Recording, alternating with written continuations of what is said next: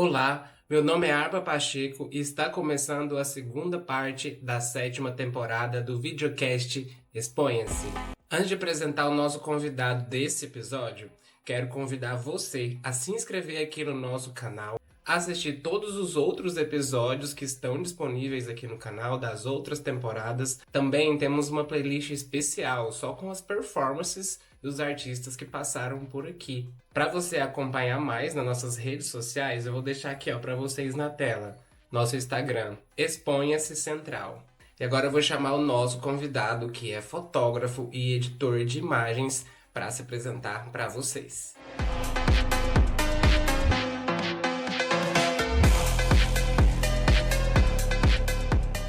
Meu nome é Vitor Passini, eu tenho 24 anos, eu moro em Goiânia e eu atuo como fotógrafo e editor de imagem. Uma apresentação bem breve, né, Vitor?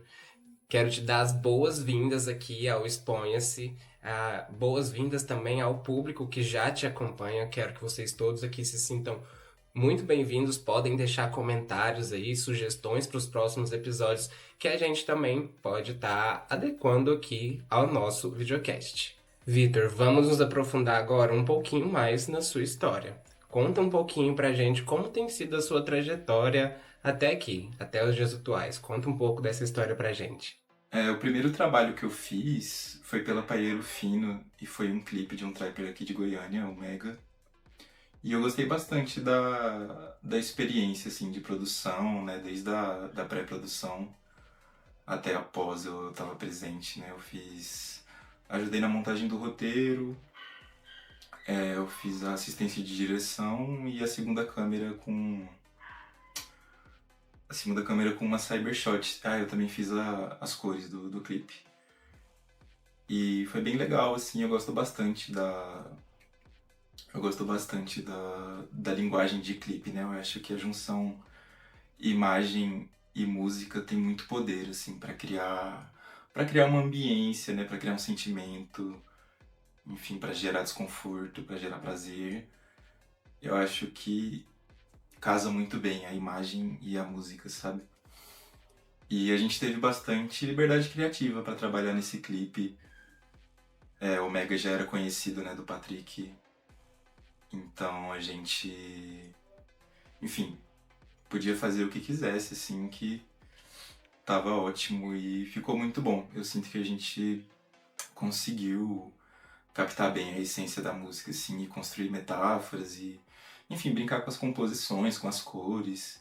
Sempre foi muito, sempre foi muito, assim, algo que a gente queria fazer, manter, era esse quê de experimental, sabe? Então, sempre experimentando bastante com sobreposições, com alteração de cor, enfim. Em geral, assim, esse clipe acabou nunca saindo, mas ele tem um lugar especial no meu coração, assim, como um primeiro trabalho. Eu acho bem coerente e é interessante olhar para trás, assim, olhar para os primeiros trabalhos e perceber o que a gente deixa para trás, o que a gente continua evoluindo. E eu acho muito importante ter essa visão pro próprio processo criativo, sabe? E saber observar os detalhes e as questões do próprio processo criativo. Muito legal isso que você falou, Vitor, sobre respeitar o próprio processo criativo, né? Sobre tentar trazer algo coerente, né? Não só provocação por provocação, mas sim uma provocação com uma mensagem ou com uma ideia de uma mensagem.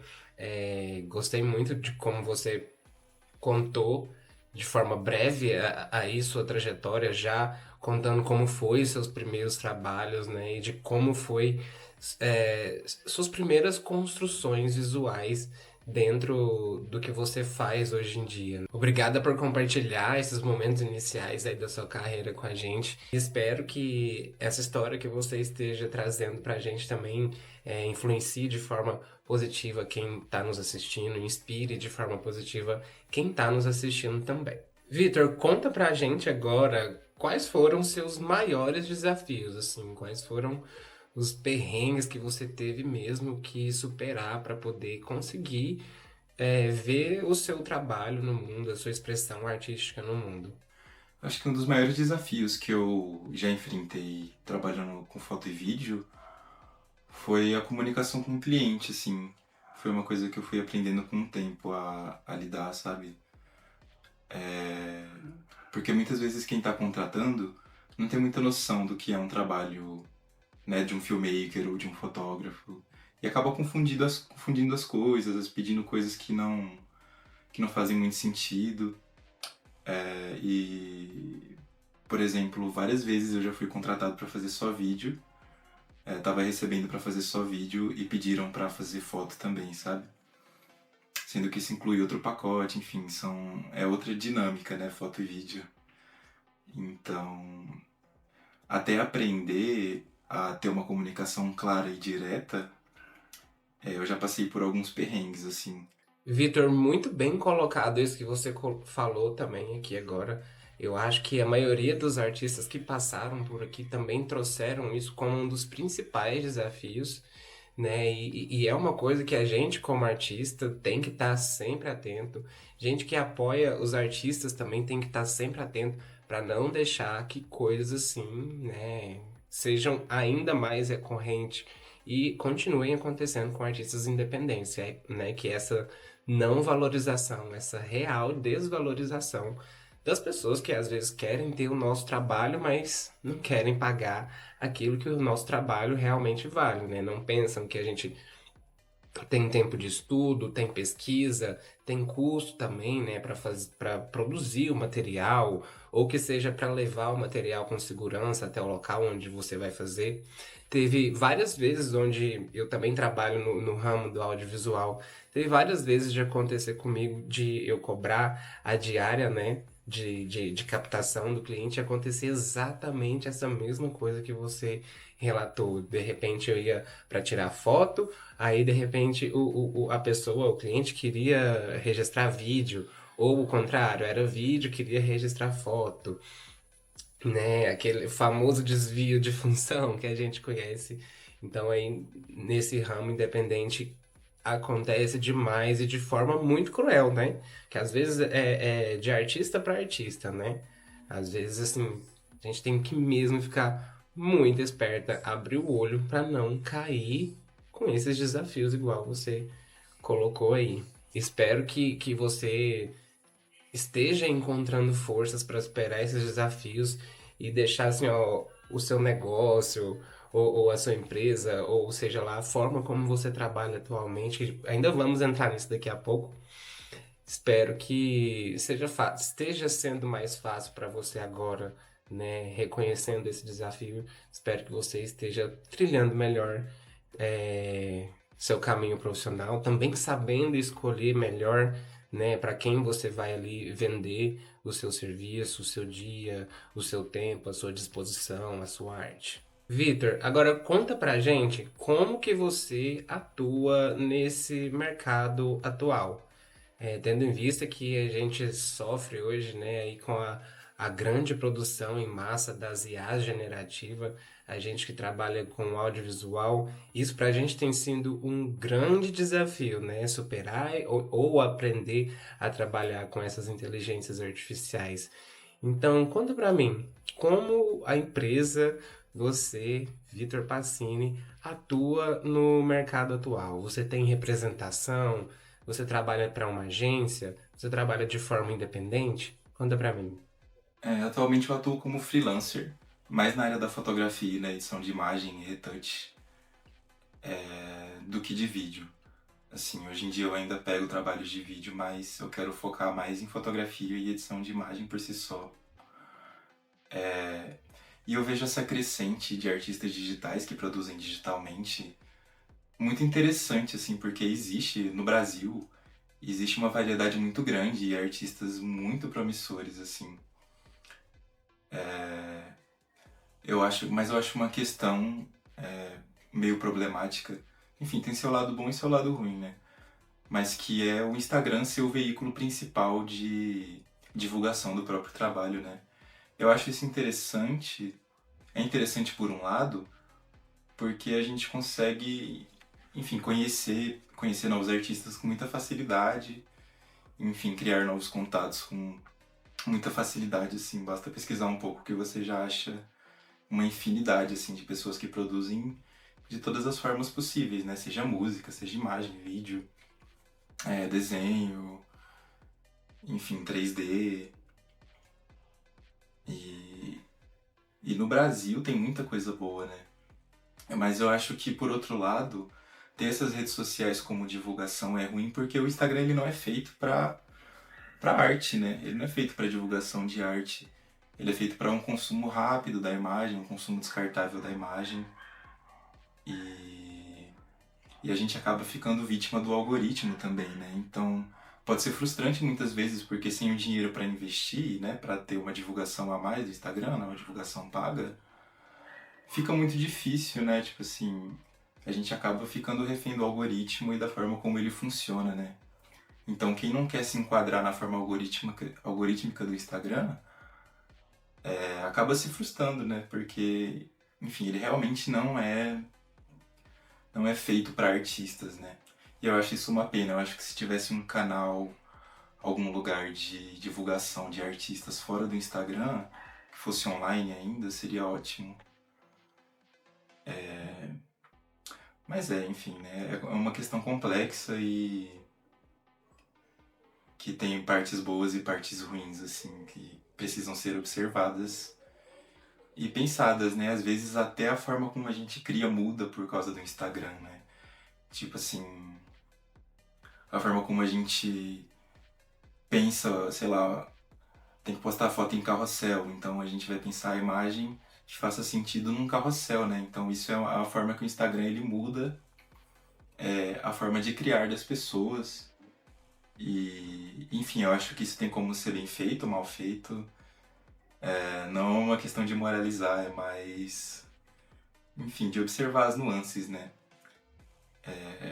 É interessante, assim, interessante.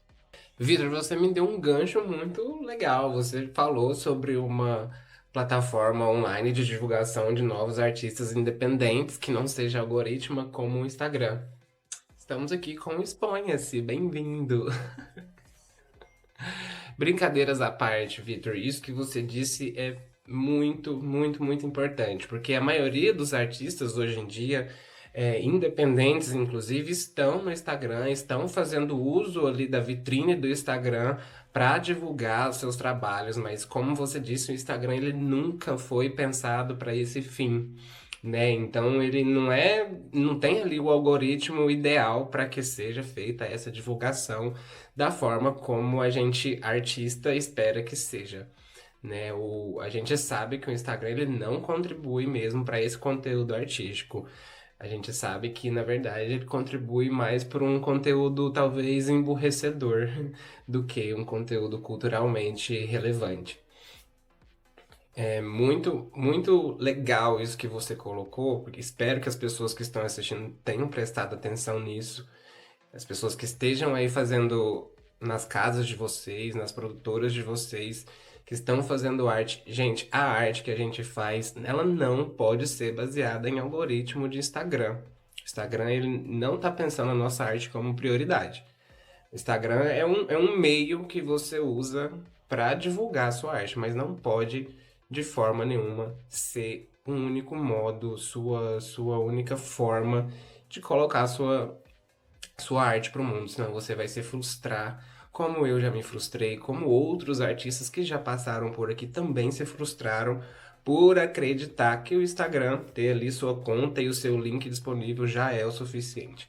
Gente, não é. Viver de arte não é isso. Vitor, qual tipo de conteúdo você indicaria ou qual tipo de conteúdo você tem consumido atualmente que você gostaria de deixar aqui uma indicação para quem está nos assistindo? Pode ser música, podcast, canal do YouTube, filmes, o que você sentir que vai valer a pena nosso público acompanhar também. Eu vou indicar um canal que eu tô bem viciado nesses últimos tempos, um canal do YouTube, que chama Estranha História. E ele fala bastante sobre estudos da Bíblia, só que não de uma forma religiosa, assim, de uma forma acadêmica e da história em si, né, como historiador. E é muito interessante perceber que que as histórias da Bíblia elas são bem mais tensas do que a gente lembra. E tem até, ele fala sobre os textos apócrifos, que são textos que não entraram na Bíblia, né? No cânone da Bíblia. E tem o Evangelho do Irmão de Jesus, que é muito interessante, que conta um pouco sobre a infância de Jesus, assim. E tem um trecho que Jesus está montando, ele está fazendo uns passarinhos, eu acho que é de barro, para dar vida para esses passarinhos depois que ele terminar de construir eles, né, com o barro. E chega um menino correndo e ele destrói os passarinhos, passa por cima dos passarinhos de Jesus. E aí nisso Jesus dá uma olhada pra ele e fala que, tipo assim, essa vai ser a última vez que ele vai correr. E aí o menino morre. Teve até. E tem outro trecho, assim, que o Jesus, ele. Tinha alguns professores que iam até na casa de Jesus ensinar ele, né? Só que muitas vezes, pela sabedoria dele ser, assim, enfim, né, divina, ele acabava sabendo mais que os professores e dando aula para os professores. E aí nisso, um professor ficou com inveja, foi cobrar Jesus e Jesus também matou ele. Então, tipo assim, a Bíblia ela tá cheia dessas histórias, né, que são bem macabras, assim. Eu acho que por ter crescido num lar evangélico, eu acabo me interessando por essa parte mais histórica, assim, até na minha forma de criar, eu vejo que tá bem presente, assim, essas questões. E eu acho interessante, assim, de observar e cair dentro, assim, desses significados e, enfim, simbologias, né? Então é isso, de recomendação, o canal Estranha História eu acho bem interessante. Vitor, gostaria de falar agora sobre os seus trabalhos atuais. O que você tem produzido, no que você tem investido o seu tempo artístico, seus processos artísticos, com quem você tem colaborado? Conta pra mim. Então, eu tô sempre produzindo, né? Tá sempre saindo alguma coisa, seja um projeto autoral meu ou projeto dirigido por outros artistas que eu fotografo e edito. Mas sempre tem alguma coisa rolando, assim. Atualmente eu tenho fotografado e editado o Ato Brega, que é um projeto que tem sobre direção criativa Ato Jui. E a gente já tá na quarta edição, indo pra quinta, e tá sendo ótimo, assim, participar desse projeto. Eu acho muito interessante essa visão de Ato Jui do brega goiano e, enfim, de quanto Goiânia é brega e a gente assume essa estética e dobra a aposta, sabe? Eu acho muito divertido, muito interessante. Mas fora isso, eu também participo em projetos com outros diretores criativos, com outros artistas em geral, né? Inclusive a minha DM do Instagram, a minha agenda tá aberta e quem quiser fechar algum trabalho ou criar algo comigo pode me chamar por lá. E como você definiria também o seu trabalho atual? Ele é diferente de quando você começou para agora? Eu acho que dá pra descrever o meu trabalho hoje em dia como uma mescla de fotografia artística e fotografia de moda, mais voltada para editoriais e, enfim, a construção de um universo para um editorial, sabe? E de referência, eu gosto de pegar referência de todos os lugares possíveis, assim, não só de outros artistas ou de outras obras artísticas que existem. Eu acho que tudo pode ser utilizado, reutilizado, reconfigurado para ter uma forma artística. Então, alguma vivência que eu tive, ou algum detalhe que eu percebi na rua, alguma coisa que eu aprendi com alguém, então essas diversas, eu gosto muito de pegar o contexto como referência, né? Então, tudo que está próximo de mim e que eu consigo olhar de perto, eu acho interessante, assim, de se usar como referência. Eu acho que tem muito potencial, assim. Vitor, fala um pouco também dessas suas referências. Quais são os artistas que são referência para você? E que são referências para mim.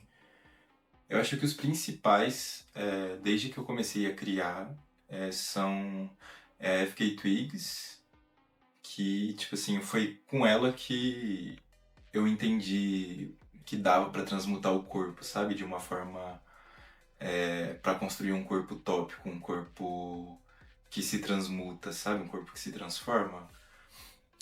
E isso virou uma chave na minha mente, assim, e moldou bastante o que eu faço hoje em dia. E eu acho que para construção de universo e construção de um clima, assim, para as fotos, o David Lynch é o que mais me influencia, assim, para criar essa vibe mais espiritual, mais etérea, né? Que tem um brilho, que tem um certo. Que é uma coisa meio nebulosa às vezes. E. Enfim, eu acho que vai por esse lado, assim.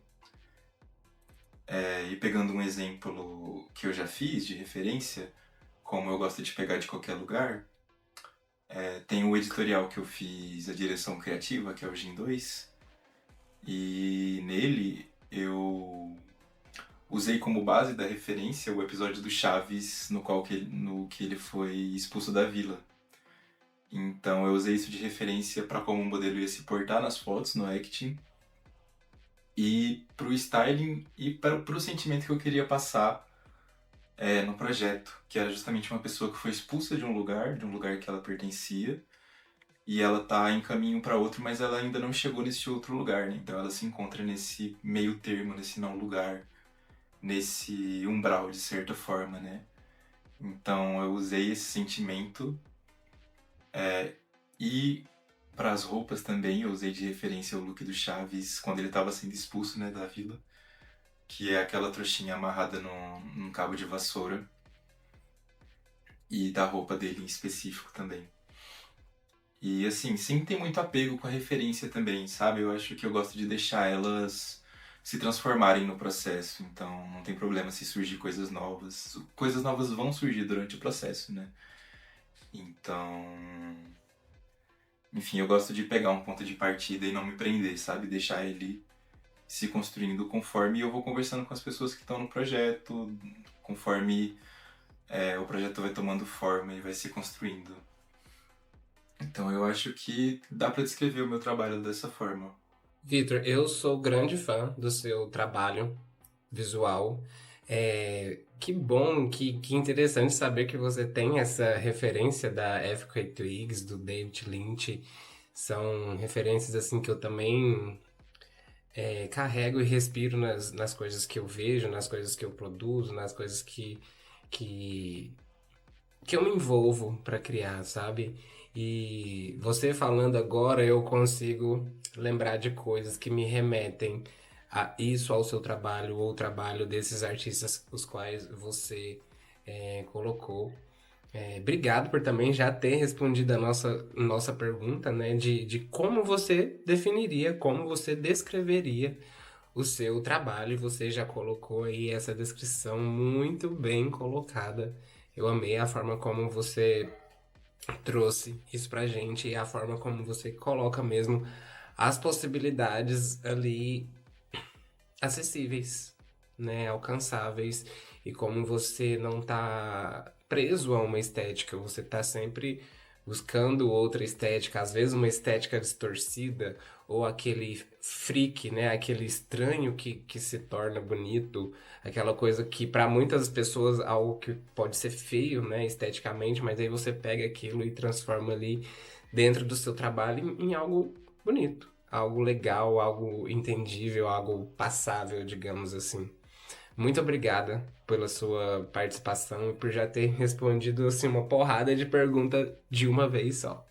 Vitor, gostaria de saber de você se você tem alguma mensagem ou alguma coisa que você nunca pôde falar, algum manifesto ou algum recado para dar aqui para quem está nos assistindo, se você se sentir à vontade desse recado agora.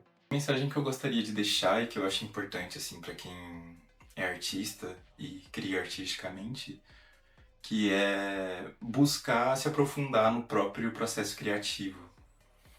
Eu sinto que o processo criativo ele é algo muito subjetivo, né? Tipo assim, não existe um manual de como você fazer arte. A arte ela se desenvolve de acordo com quem está criando, né? De acordo com o artista. E, e eu sinto que muitas vezes esse processo ele é muito inconsciente também. Então, eu acho que tentar trazer uma consciência para esse processo e você entender da onde vem certos elementos que sempre se repetem, te ajuda a se apropriar do que você cria e se apropriar dos significados que você já coloca ali, sabe?